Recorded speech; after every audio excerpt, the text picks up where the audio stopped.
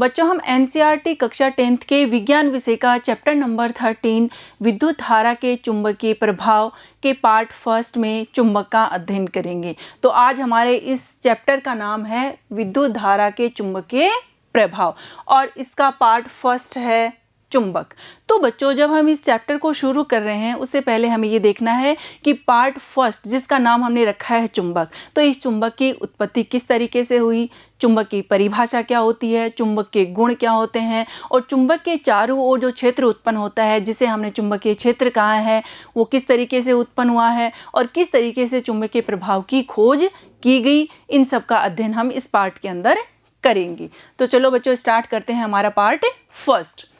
सबसे पहले हमारा टॉपिक है चुंबक। तो बच्चों प्राचीन काल में क्या था कि ग्रीस में एशिया माइनर के मैग्नीशिया नामक स्थान के अंदर गहरे भूरे रंग का पत्थर पाया गया और ये गहरे भूरे रंग का जो पत्थर था उसको उन्होंने मैग्नेटाइट नाम दिया। क्यों? क्योंकि मैग्नीशिया नामक स्थान पे पाया गया इसलिए उसका नाम उन्होंने मैग्नेटाइट रख दिया। और लोहे का जो अयस्क होता है Fe3O4 जो लोहे का ऑक्साइड है उसका नाम भी क्या होता है, मैग्नेटाइट होता है। यानी ये लोहे की जो छोटी छोटी प्रकार या टुकड़े थे उनको अपनी तरफ आकर्षित करने लगे। इसका मतलब ये हुआ कि मैग्नेट हम इंग्लिश में कहते हैं जिसको, उसका हिंदी रूपांतरण होता है चुंबक। उसी के आधार पर उन्होंने बताया कि लोहे के छोटे छोटे टुकड़ों को आकर्षित करने के कारण यह क्या है, एक चुंबक है। तो इस तरीके से प्रकृति में इसकी खोज की गई, इसलिए ये क्या है, प्राकृतिक चुंबक है। तो हम इसका देखते हैं कि किस तरीके से चुंबक प्राप्त हुई। तो सबसे पहले बच्चों हम देखते हैं कि ग्रीस के अंदर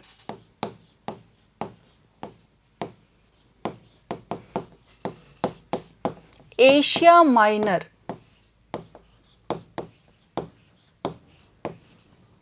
इसके मैग्नीशिया नामक स्थान पर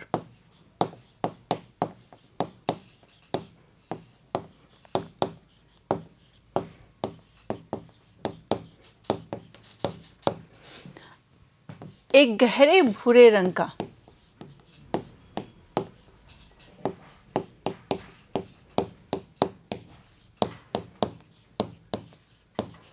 पत्थर पाया। और ये जो गहरे भूरे रंग का जो पत्थर था बच्चों, उसी को उन्होंने क्या नाम दे दिया, इस मैग्नीशिया नामक जगह के कारण मैग्नेटाइट नाम दे दिया। और बच्चों ये जो मैग्नेटाइट होता है वो क्या होता है, लोहे का अयस्क होता है, यानी Fe3O4। अब ये जो लोहे का अयस्क है इसका मतलब क्या हुआ कि मैग्नेटाइट क्या है, लोहे के ऑक्साइड हैं।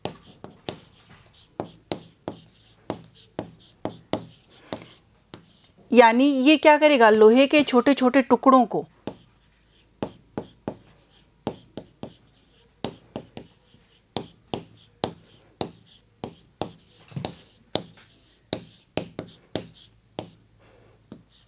आकर्षित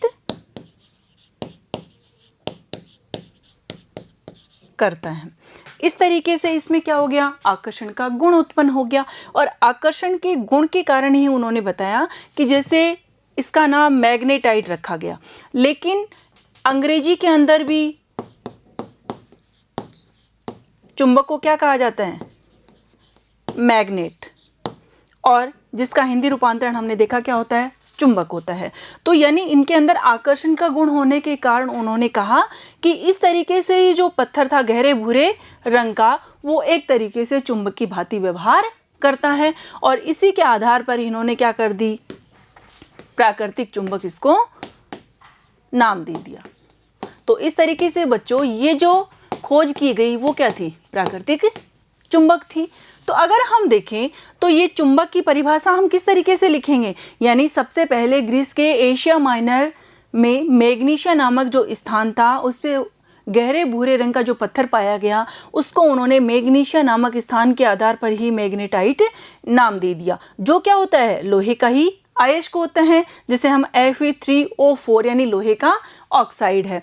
यानी लोहे का ऑक्साइड होने के कारण ये लोहे के छोटे छोटे टुकड़ों को अपनी ओर आकर्षित करता है और इस आकर्षण के गुण के कारण ही क्या मान लिया, यह क्या है, एक चुंबक है और प्रकृति से प्राप्त हुई है, इसलिए क्या है, प्राकृतिक चुंबक हो गई। तो हम इसकी परिभाषा किस तरीके से लिखेंगे, चुंबक एक ऐसा पदार्थ है जो लोहा या चुंबकीय पदार्थ जैसे कोबाल्ट है, निकिल है, इनको अपनी ओर आकर्षित करता है, वह क्या कहलाता है, चुंबक कहलाती है। तो हम इसकी परिभाषा किस तरीके से लिखेंगे, चुंबक एक ऐसा पदार्थ है जो लोहा और चुंबकीय पदार्थों को अपनी ओर आकर्षित करता है, वह चुंबक कहलाती है। तो बच्चों हम देखते हैं कि चुंबक के अंदर क्या होते हैं, दो ध्रुव होते हैं, यानी दक्षिण की ओर स्थित जो ध्रुव है वो दक्षिण ध्रुव हो गया और उत्तर की ओर जो स्थित ध्रुव है वो क्या हो गया, उत्तर ध्रुव हो गया। अगर हम इस चुंबक को देखें तो इसके अंदर क्या है, दक्षिणी ध्रुव है और उत्तरी ध्रुव है। अगर इनके पास में हम विपरीत डायरेक्शन के अंदर कोई दिक्सूचक सुई या ऐसी कोई छोटी चुंबक रखेंगे तब इनके अंदर क्या होता है, आकर्षण और प्रतिकर्षण बल उत्पन्न होते हैं। उसके बाद में बच्चों हम देखते हैं कि चुंबक के प्रकार, यानी जो प्राकृतिक चुंबक हमने देखी, जो प्राकृतिक चुंबक हमें प्रकृति से प्राप्त हुई थी, उसके अंदर आकर्षण की जो क्षमता होती है वो कम होती है और उसका आकार भी निश्चित नहीं होता। इसी कारण हमें कृत्रिम चुंबक की खोज की आवश्यकता पड़ी। और इस तरीके से अगर हम देखें तो चुंबक के कितने प्रकार हो गए, दो प्रकार हो गए, एक है प्राकृतिक चुंबक और दूसरा है कृत्रिम चुंबक। तो प्राकृतिक चुंबक के नाम से ही बच्चों हमें पता चल रहा है यानी जो क्या हो, प्रकृति से प्राप्त हो। और जो प्रकृति से प्राप्त चुंबक है बच्चों, उसके आकार क्या होता है, अनिश्चित, यानी उसका कोई आकार निश्चित नहीं होता है। तो इसका आकार क्या आ जाएगा, अनिश्चित आ जाएगा। दूसरा आता है कि इसके अंदर जो आकर्षण की क्षमता होती है वो भी कम होती है।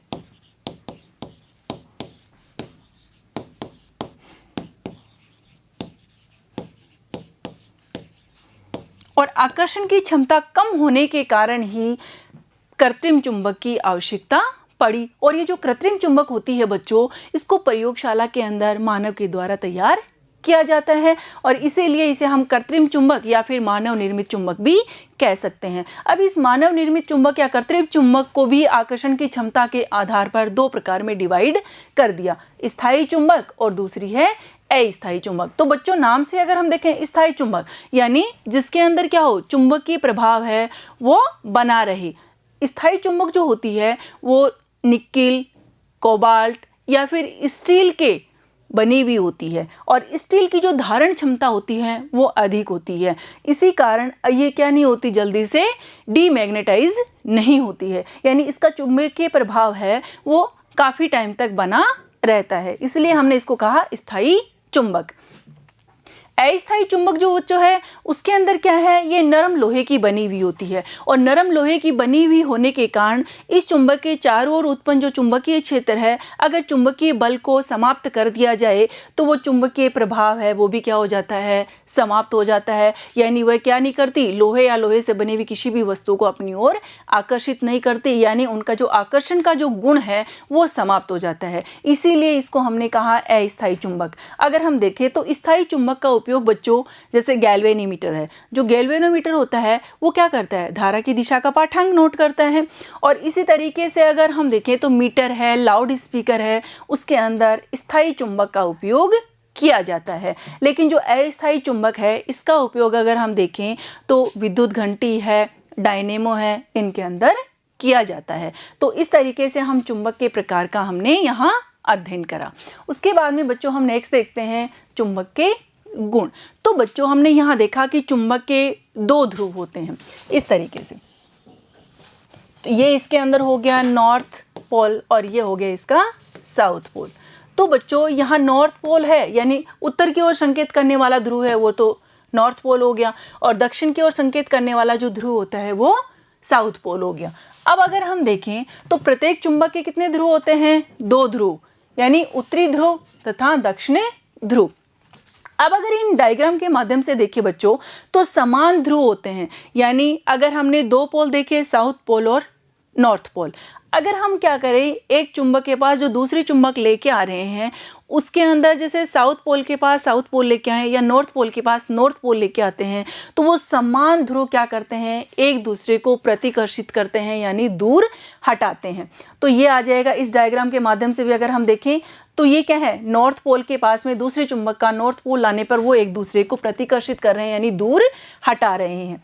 उसके बाद में अगर हम देखें कि असमान ध्रुव यानी एक चुंबक का साउथ पोल दूसरी चुंबक के नॉर्थ पोल के पास में लेके जाएं तो वो एक दूसरे को विपरीत ध्रुव होने के कारण आकर्षित करते हैं यानी अपनी तरफ खींचते हैं। तो ये इस डायग्राम से देख सकते हैं हम कि ये चुंबक है जिसके अंदर ये नॉर्थ पोल है और ये साउथ पोल है। अब दूसरी चुंबक जो हमने रखी है उसके अंदर नॉर्थ पोल है और साउथ पोल है, यानी क्या है, अपोजिट पोल हैं। और अपोजिट पोल होने के कारण ये क्या करेंगे, एक दूसरे को अट्रैक्ट करेंगे।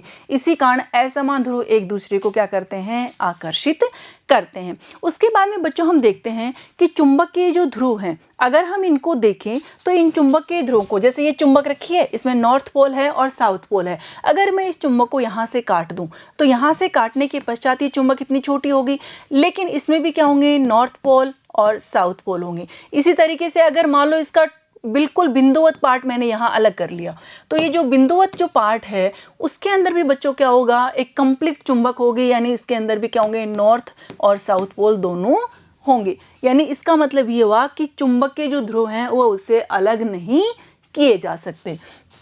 उसी तरीके से बच्चों अगर हम देखें कि एक धागे से बांधकर हमने क्या करा, इस चुंबक को लटका दिया। जब इस चुंबक को हम स्वतंत्रता पूर्वक लटकाते हैं तो इसके अंदर क्या होता है कि ये स्वतंत्रता पूर्वक लटकाने के पश्चात सदैव उत्तर दक्षिण दिशा के अंदर ही ठहरती है। तो इस तरीके से अगर हम देखें तो किसी चुंबक को धागे से बांधकर स्वतंत्रता पूर्वक लटकाएं तो वह सदैव उत्तर दक्षिण दिशा में ठहरती है। और ये बच्चों इम्पोर्टेंट है, ये एग्जाम में प्रश्न पूछते हैं कि किसी चुंबक को स्वतंत्रता पूर्वक लटकाने पर वो किस दिशा में ठहरती है। तो हमें ध्यान रखना है कि चुंबक को स्वतंत्रता पूर्वक लटकाने पर वह सदैव उत्तर दक्षिण दिशा के अंदर ठहरती है। उसके बाद में बच्चों हम देखते हैं विद्युत धारा का चुंबकीय प्रभाव। तो अगर हम देखें, जैसे ये हमने क्या ले लिया, एक चालक तार ले लिया। अब इस चालक तार के अंदर हमने क्या करा, धारा प्रवाहित करी। जब इस चालक तार के अंदर हम धारा प्रवाहित करते हैं बच्चों, तो इस चालक तार के चारों ओर क्या हो जाता है, चुंबकीय क्षेत्र उत्पन्न हो जाता है। यानी ये क्या करती है, चुंबकीय प्रभाव उत्पन्न होने के कारण इसमें आकर्षण का गुण आ जाता है, और इसीलिए हम क्या कहते हैं, इसको विद्युत धारा का चुंबकीय प्रभाव कहते हैं।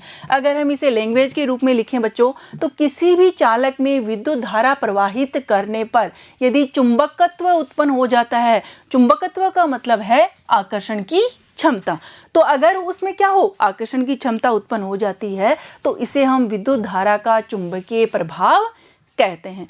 बच्चों अगर हम इस डायग्राम से भी समझें तो हमने ये क्या है, एक्स और वाई एक तांबे का तार ले लिया, और इस तांबे के तार को इस तरीके से वर्टिकल यानी वर्टिकल इन्होंने रखा, और ये कार्डबोर्ड जो लगा हुआ है इस कार्डबोर्ड के बीचों बीच इस वायर को लगा रखा है। और इसी के साथ यहाँ प्रतिरोध आर का तार जोड़ रखा है, ये एमीटर दो धारा का पाठंक नोट कर सके, ये बैटरी जुड़ी हुई है और ये कुंजी लगी हुई है।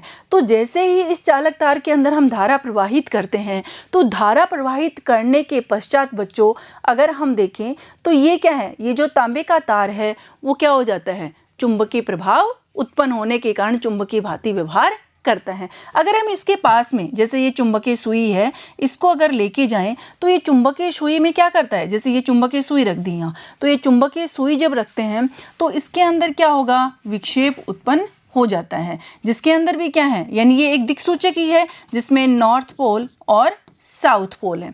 तो ये चुंबकीय सुई होगी, उसमें विक्षेप उत्पन्न होगा। क्यों? क्योंकि ये हमने देखा था कि किसी चुंबक के पास अगर छोटा चुंबक लेके जाते हैं तो उसकी सुई विक्षेपित होती है। उसके विक्षेपण का कारण क्या हो जाता है बच्चों, कि अगर समान ध्रुव पास में आ रहे हैं तो वो एक दूसरे को प्रतिकर्षित करते हैं, और अगर असमान ध्रुव पास में आ रहे हैं तो वो एक दूसरे को आकर्षित करते हैं, जिसकी वजह से चुंबकीय सुई है उसमें विक्षेपण उत्पन्न हो जाता है। तो इस तरीके से किसी भी चालक तार में विद्युत धारा प्रवाहित करने पर वो चुंबकीय भांति व्यवहार करता है, यानी उस वस्तुओं को अपनी तरफ आकर्षित करता है।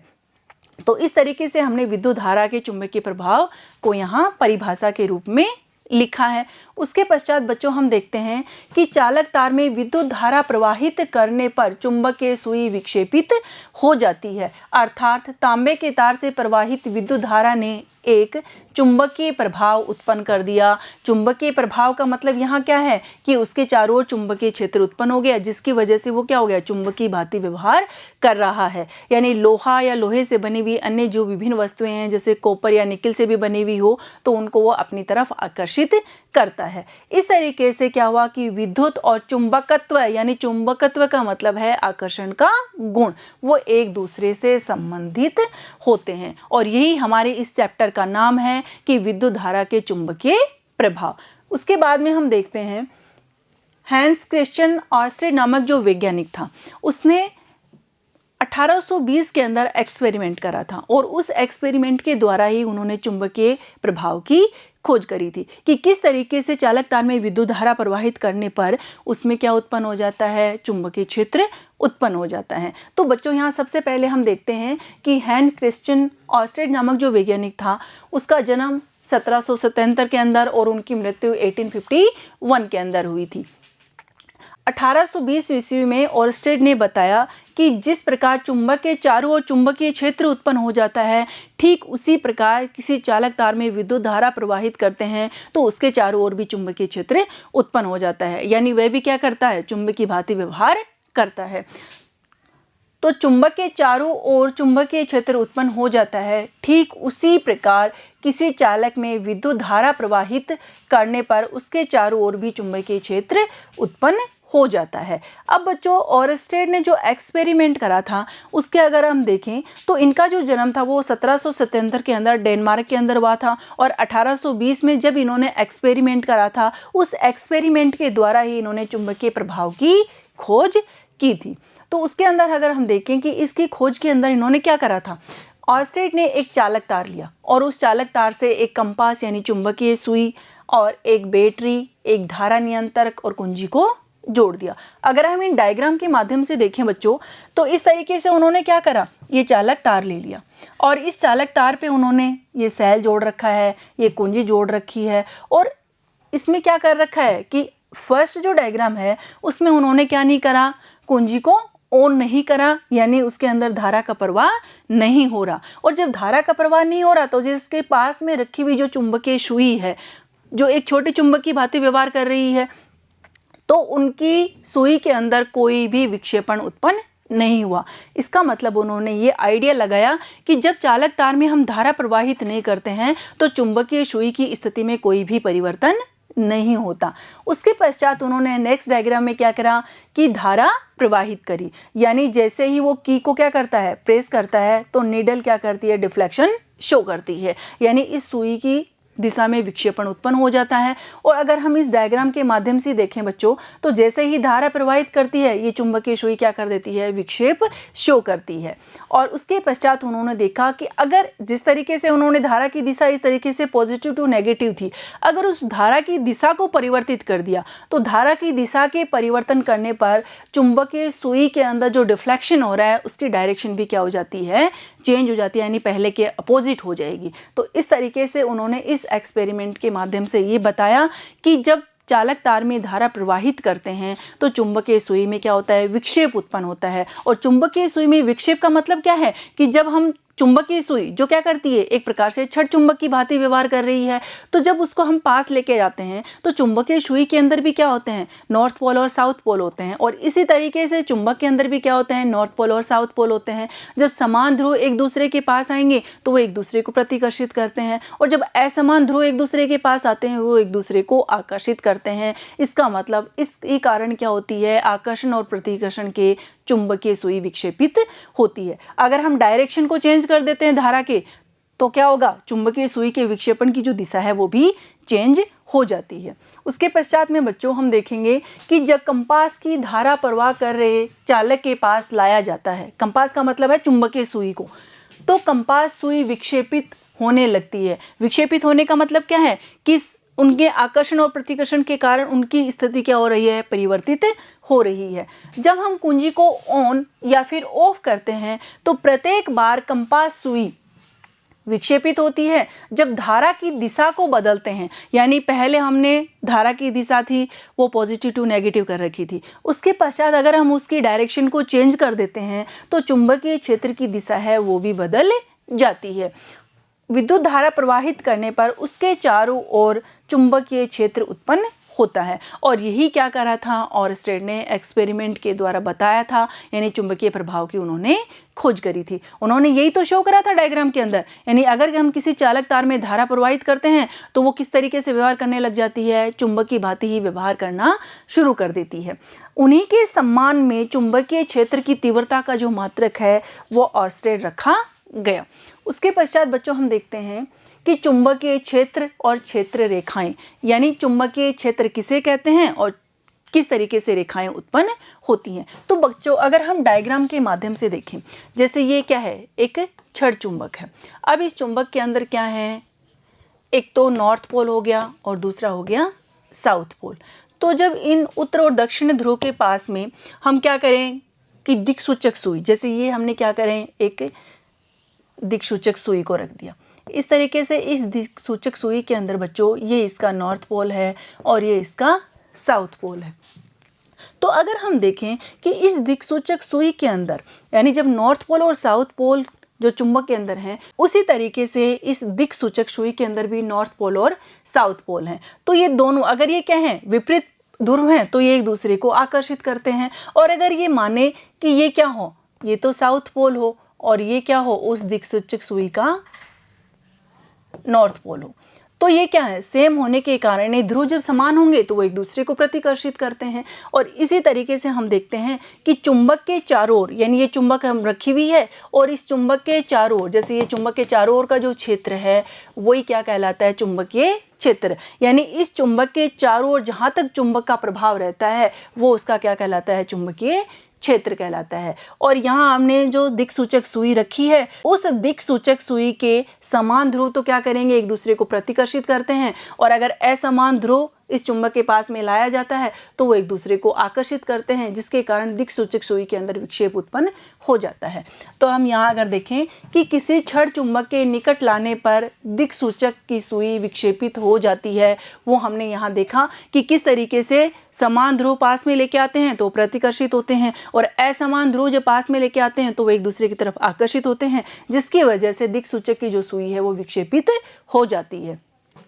वास्तव में दिक्सूचक की सुई है वो एक छोटा छड़ चुंबक ही होती है। किसी दिक्सूचक की सुई के दोनों सिरे लगभग उत्तर और दक्षिण दिशाओं की ओर संकेत करते हैं। जैसे हमने इस डायग्राम के अंदर भी देखा, तो ये जो दिक्सूचक सुई है इसके अंदर भी क्या है, उत्तरी ध्रुव और दक्षिण ध्रुव है।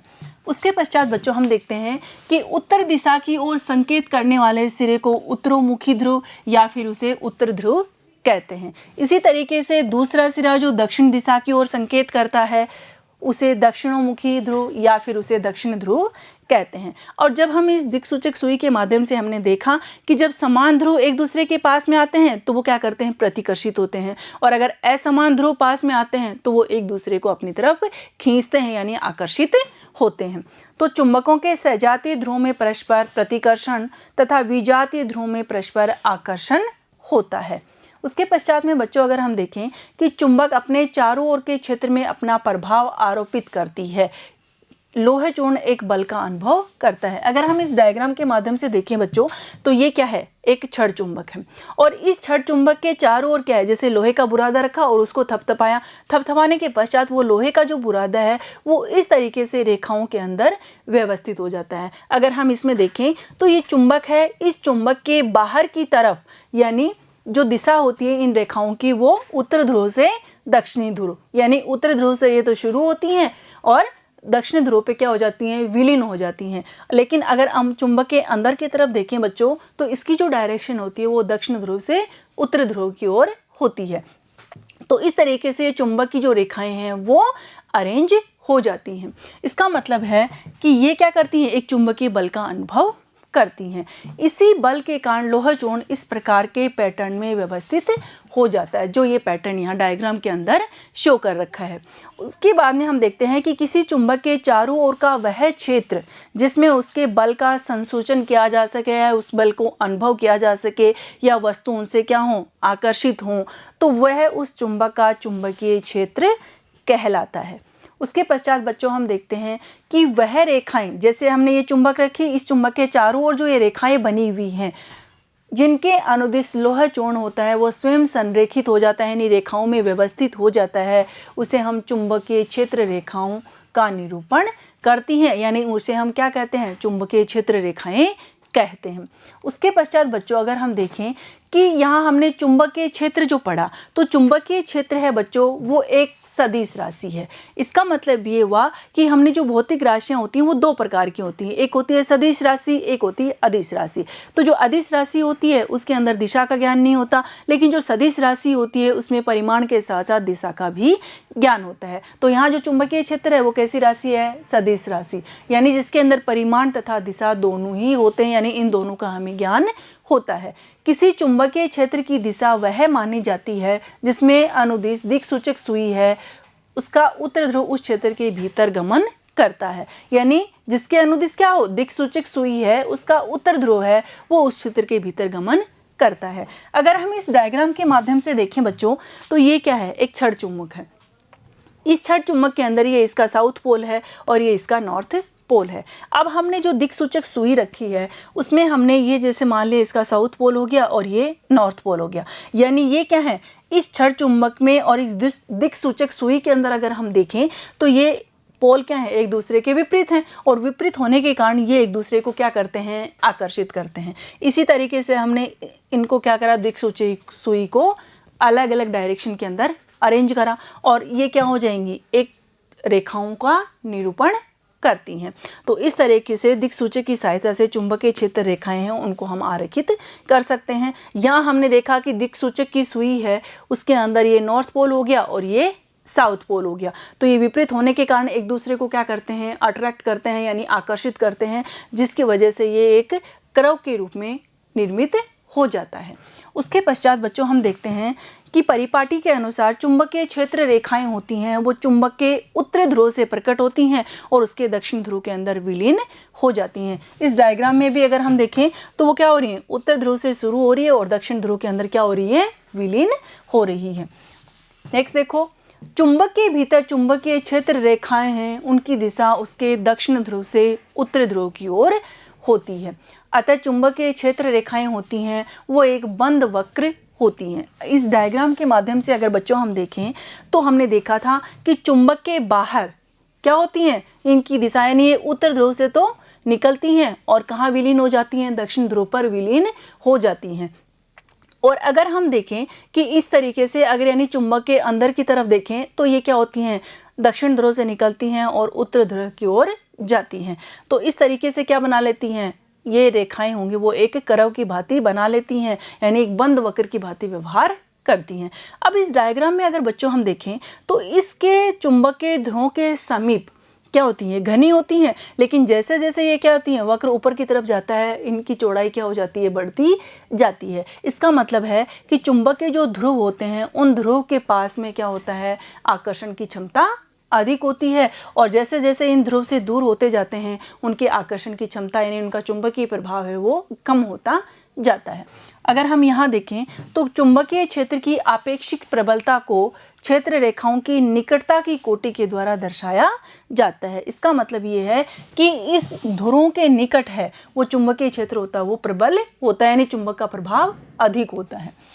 उसके पश्चात बच्चों हम देखते हैं जहाँ पर चुंबकीय क्षेत्र रेखाएं अपेक्षाकृत अधिक निकट होती हैं वहाँ चुंबकीय क्षेत्र अधिक प्रबल होता है, और यही हमने डायग्राम में बताया है।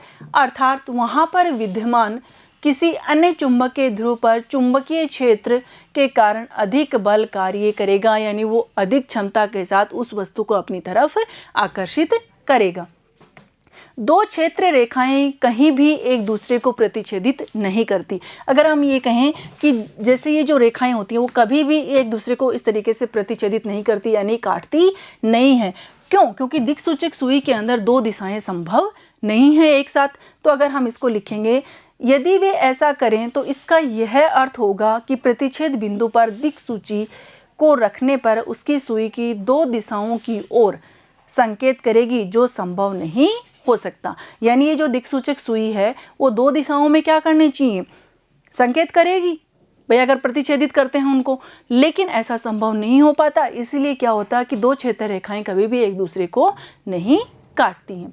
उसके पश्चात बच्चों हम देखते हैं कि किसी विद्युत धारावाही चालक के कारण चुंबकीय क्षेत्र। अगर हम इस डायग्राम के माध्यम से भी अगर बच्चों देखें तो क्या होता है, किसी भी धातु की चालक तार में विद्युत धारा प्रवाहित करने पर उसके चारों ओर एक चुंबकीय क्षेत्र उत्पन्न हो जाता है। यानी वो किसके तरीके से व्यवहार करने लग जाता है, एक चुंबक की भांति ही व्यवहार करता है। अगर हम उसके पास में किसी दूसरी छोटी चुंबक को या छड़ चुंबक को लेके जाते हैं तो अगर समान ध्रुव हैं तो वो एक दूसरे को प्रतिकर्षित करते हैं और असमान ध्रुव हैं तो वो एक दूसरे को आकर्षित करते हैं। यानी किसी धातु के चालक में विद्युत धारा प्रवाहित करने पर उसके चारों ओर एक चुंबकीय क्षेत्र उत्पन्न हो जाता है। अगर हम बच्चों इस डायग्राम के माध्यम से भी देखें तो ये हमने जो डायग्राम बना रखा है, ये एक चालक तार ले लिया, इस चालक तार में ये कुंजी से जोड़ दिया और इसी तरीके से ये बैटरी जोड़ दी और इसके पश्चात हमने देखा ये क्या लगी हुई है, दिक्सूचक सुई लगी हुई है। और जब हम धारा को यानी उत्तर ध्रुव से दक्षिणी ध्रुव की ओर प्रवाहित करते हैं तो ये चुंबकीय जो सुई है वो उत्तर से पूर्व की ओर उस चुंबकीय सुई में विक्षेपण शो करती है। यानी इसमें जब जैसे ही धारा उत्तर से दक्षिण की ओर प्रवाहित करती है तो चुंबकीय सुई है वो पूर्व दिशा की ओर विक्षेपित हो जाती है। उसके पश्चात अगर हम इस डायग्राम के अंदर देखें बच्चों तो इस तरीके से इस डायग्राम में भी कुंजी लगी हुई है, बैटरी जुड़ी हुई है और ये क्या लगी हुई है, चुंबकीय सुई लगी हुई है। लेकिन अगर हम धारा की दिशा पहले हमने उत्तर से दक्षिण दिशा की ओर करी थी, अगर हम इस धारा की दिशा को परिवर्तित कर दें यानी दक्षिण दिशा से उत्तरी दिशा की ओर धारा का प्रवाह हो तो चुंबकीय जो सुई होती है वो पश्चिम दिशा की ओर यानी पहले के अपोजिट दिशा में विक्षेपित हो रही है। तो इसका मतलब भी बच्चों यही होता है कि जब किसी चालक तार में विद्युत धारा प्रवाहित करते हैं तो उसके चारों ओर क्या उत्पन्न हो जाता है, चुंबकीय क्षेत्र उत्पन्न हो जाता है। यानी वह चालक तार है वो चुंबक की भांति ही व्यवहार करता है। अगर उसके पास में चुंबकीय सुई लेके जाते हैं तो वो चुंबकीय सुई विक्षेप उत्पन्न करती है, यानी उसका जो एंगल है वो परिवर्तित हो जाता है और यही क्या है, विद्युत धारा का चुंबकीय प्रभाव है। उसके पश्चात बच्चों हम देखते हैं सीधे चालक से विद्युत धारा प्रवाहित होने के कारण चुंबकीय क्षेत्र। यानी एक कोई सीधा चालक तार ले लिया, उस चालक तार में हमने क्या करा, विद्युत धारा का प्रवाह करा। किस तरीके से, ये परिवर्ती प्रतिरोध जोड़ दिया, ये एमीटर जो धारा का पाठांक नोट कर सके और ये बैटरी जोड़ दी और इसी के साथ हमने ये कुंजी जोड़ दी और इसमें क्या करा, ये जो कार्डबोर्ड लगा हुआ है इसके वर्टिकल हमने क्या लिख दिया, ये तांबे का तार है वो व्यवस्थित कर दिया जैसे ये इसके बीचों बीच लगा हुआ हो। अब जैसे ही इसमें धारा प्रवाहित होती है बच्चों, तो धारा प्रवाहित होने के पश्चात इसमें क्या होगा कि ये जो क्षेत्र रेखाएं होती हैं वो क्या करती हैं, यानी चुंबक के बाहर तो इसका जो क्षेत्र होता है वो उत्तर दिशा से दक्षिण दिशा की ओर होता है और जबकि इसके अंदर की तरफ होता है वो दक्षिण से उत्तर ध्रुव की ओर होता है, जिसकी वजह से ये बंद वक्र के रूप में हमें दिखाई देती हैं। तो इस तरीके से चालक तार में जब धारा प्रवाहित की जाती है तो बच्चों चालक तार में धारा प्रवाहित करने के कारण ही ये चुंबकीय सुई है वो विक्षेप उत्पन्न करती है और जिसकी वजह से हमें चुंबकीय प्रभाव है वो महसूस होता है। उसके पश्चात अगर हम देखें कि चुंबकीय क्षेत्र चालक के हर बिंदु पर सकेंद्रीय वर्तों द्वारा दर्शाया जा सकता है। सकेंद्रीय वर्तों का मतलब क्या हुआ बच्चों कि चुंबक के जो नॉर्थ पोल और साउथ पोल हैं, अगर हम इस डायग्राम में यहाँ देखें, जैसे ये क्या है, एक चुंबक रखी हुई है और इस चुंबक का ये नॉर्थ पोल हो गया और ये इसका क्या हो गया,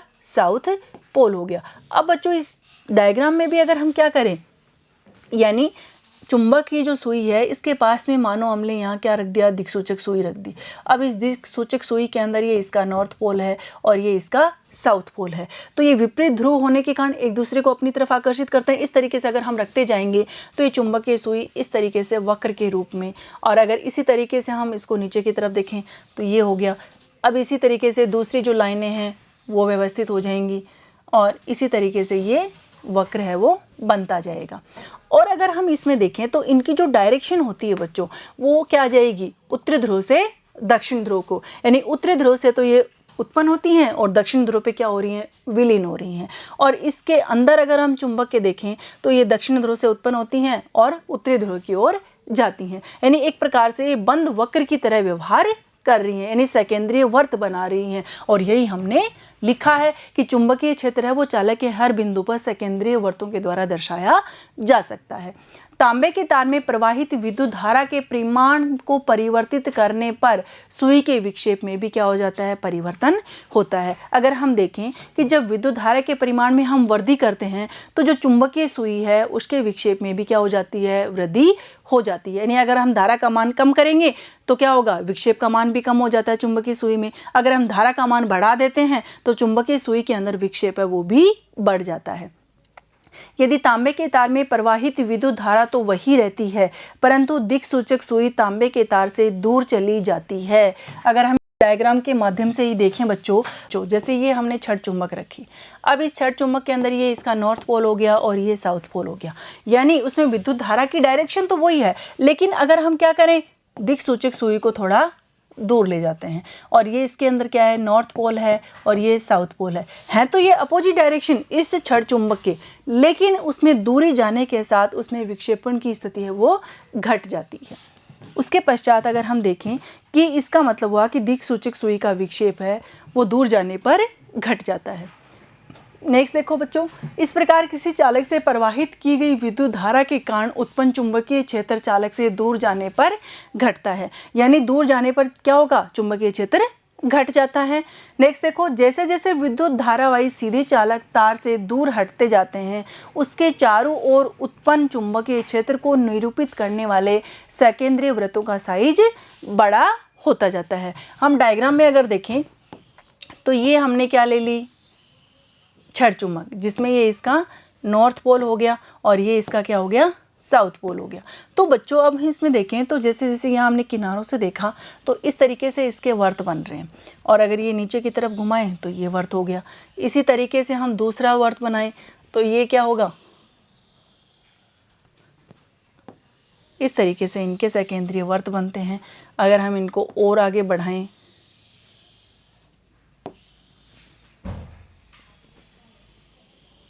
इसका मतलब क्या हुआ कि इस छड़ चुंबक के अगर यहाँ से देखें तो ये इसके क्या है, बिल्कुल कंजस्टेड, यानी पास पास हैं ये लाइनें, और जैसे जैसे क्या होंगे इस चुंबक से दूर जाती जा रही हैं तो ये जो सेकेंडरी वर्थ हैं उनका जो है वो गैप है वो बढ़ता जाता है इस तरीके से। तो ये क्या आ जाएगा कि यानी जैसे ही ये विद्युत धारावाही सीधे चालक तार है उससे इसको दूर लेके जाते हैं चुंबकीय सुई को, तो उसमें क्या होगा कि निरूपित करने वाले जो सेकेंडरी वर्थ हैं उनका साइज बड़ा होता जाता है।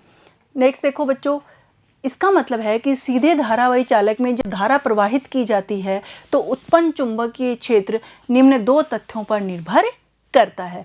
हम यहाँ देखेंगे कि किस तरीके से निर्भर करता है।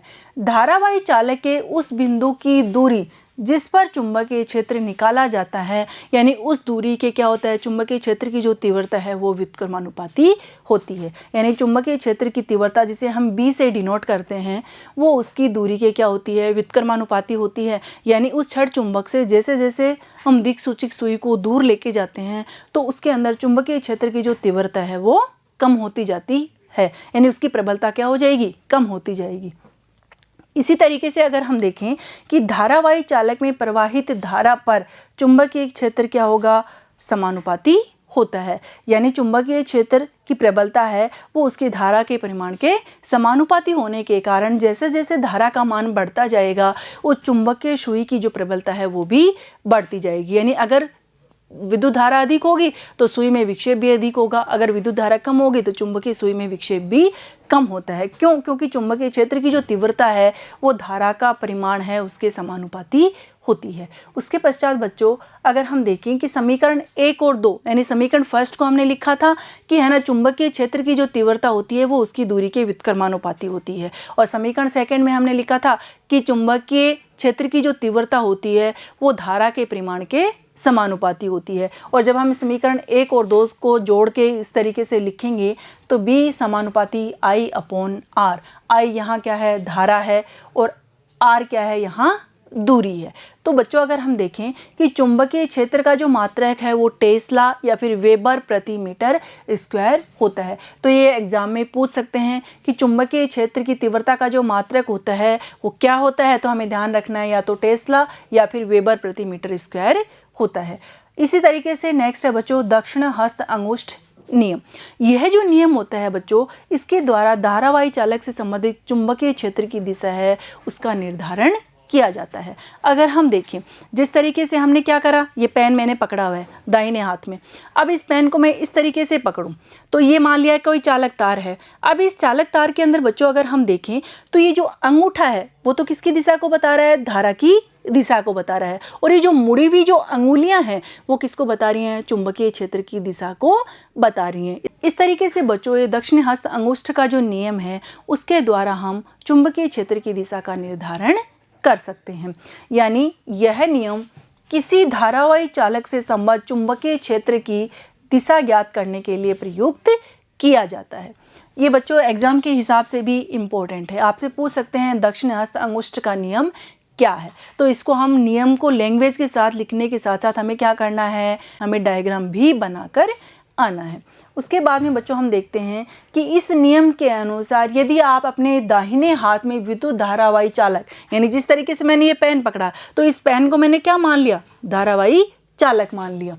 इस प्रकार पकड़े हुए हैं कि आपका जो अंगूठा है वो क्या कर रहा है, विद्युत धारा की दिशा को डिनोट कर रहा है, और इसकी जो मुड़ी हुई अंगुलियां हैं वो चालक के चारों ओर चुंबकीय क्षेत्र है उसकी रेखाओं की दिशा में लिपटी हुई होंगी, और इसे ही हम क्या कहते हैं, दक्षिणी हस्त अंगुष्ठ का नियम कहते हैं। अगर हम बच्चों इस डायग्राम के अंदर देखें तो ये क्या है, हमारा दाहिना हाथ है इस तरीके से, और ये क्या है, इस दाहिने हाथ में ये चालक तार है।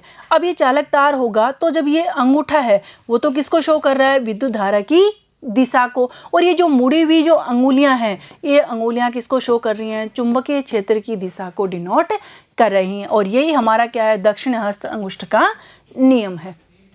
और ये जो नियम होता है बच्चों, कि इस नियम को हमने मैक्सवेल कॉर्क स्क्रू का नियम भी कहते हैं। क्यों? क्योंकि बच्चों जैसे कॉर्क स्क्रू है, कॉर्क स्क्रू को जैसे जैसे हम उसको टाइट करते जाते हैं तो उसके घूमने की जो दिशा होती है वो क्या होती है, चुंबकीय क्षेत्र की दिशा को ही शो कर रही है। इसी कारण क्योंकि किसी कॉर्क स्क्रू को विद्युत धारा की दिशा में आगे बढ़ाते हैं, यानी उसको जब बंद करते हैं तो कॉर्क स्क्रू के घूर्णन की दिशा चुंबकीय क्षेत्र की दिशा होती है। तो बच्चों अगर हमने जो आज पढ़ा उसको एक बार अगर समराइज करें तो हम देखते हैं कि सबसे पहले हमने क्या देखा कि चुंबक क्या होती है, यानी इस चुंबक की किस तरीके से उत्पत्ति हुई, और उसके पश्चात हमने चुंबक का गुण देखा कि चुंबक में कौन कौन से गुण होते हैं। यानी चुंबक को जब हम स्वतंत्र रूप से लटकाते हैं तो वह सदैव उत्तर दक्षिण दिशा के अंदर ही ठहरती है। इसी तरीके से अगर हम देखें कि चुंबकीय क्षेत्र यानी चुंबक के चारों ओर का वह क्षेत्र जहाँ उसका प्रभाव हो वह चुंबकीय क्षेत्र कहलाता है, और चुंबकीय रेखाएं यानी किस तरीके से वो चुंबक के अंदर तो दक्षिण ध्रुव से उत्तर ध्रुव की ओर जाती हैं, और चुंबक के जो बाहर है वो क्या होती हैं, उत्तर ध्रुव से दक्षिण ध्रुव की ओर, यानी उत्तर ध्रुव से तो प्रकट होती हैं और दक्षिण ध्रुव पर विलीन हो जाती हैं। यानी इस तरीके से वो क्या करती हैं, एक बंद वक्र की तरह व्यवहार करती हैं, यानी सेकेंद्रीय वर्तों के रूप में हमें प्राप्त होती हैं। और चुंबक के जो ध्रुव हैं उनको हम कभी भी पृथक नहीं कर सकते, यानी हम चुंबक के काटने के पश्चात हमने देखा था कि अगर हम चुंबक का कितना भी छोटा टुकड़ा क्यों न कर लें वो हमें दोनों ही पोल वहाँ उसमें उपस्थित होते हैं, यानी एक कंप्लीट चुंबक की भांति व्यवहार करते हैं। इसी के साथ हमने ये भी देखा था कि ऑरस्टेड नामक जो साइंटिस्ट था उसने एक्सपेरिमेंट करके ये हमें बताया था कि अगर किसी चालक तार में विद्युत धारा प्रवाहित करते हैं तो वो चालक तार चुंबकीय क्षेत्र उत्पन्न करता है, जिसके कारण वो चुंबक की भांति व्यवहार करता है, यानी चुंबकीय प्रभाव की उन्होंने खोज करी थी। तो मुझे बच्चों उम्मीद है ये वीडियो आपको बहुत ही पसंद आया होगा। इस वीडियो को आपने बहुत ही ध्यानपूर्वक सुना होगा, समझा होगा, देखा होगा, और इसके नोट्स अपनी नोटबुक में नोट भी कर लिए होंगे। इसी तरीके से इस चैप्टर के नेक्स्ट पार्ट को पढ़ेंगे हम नेक्स्ट वीडियो में। तब तक आप पढ़ते रहिए, आगे बढ़ते रहिए। धन्यवाद।